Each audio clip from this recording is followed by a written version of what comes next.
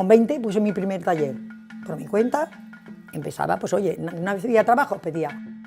Si no te gusta todo, no puedes hacerlo, porque tienes que empezar diseñando, preparando. A mí me encanta hacerlo todo. Me gusta cortar, me gusta coser, me gusta probar, me gusta hablar con la clienta y me gusta verlo terminado. Tienes que poner el pensamiento y el arte, si no, no hay nada.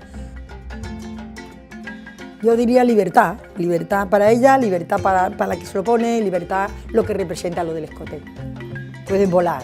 La mujer africana creo yo que me recuerda un poco a mis principios, a cómo empecé yo. Yo vine de un sitio donde no había nada más que campo, digamos, y yo llegué aquí a Valencia y me dediqué a lo que me gustaba, la costura. Pienso que mi trabajo es, aparte de realizarlo, enseñar. Entonces yo creo que a las niñas les va a venir fenomenal. De boca a boca es lo mejor que hay. Tú enseñas algo y entonces, oye, ¿dónde te lo has hecho? Pues allí. De la moda africana me gusta el colorido, la manera de llevarla. Nosotras, muy difícil, sabemos ponernos la moda de ellas. Nosotros le podemos dar un toque de más elegante, pero ellas tienen una gracia y una alegría.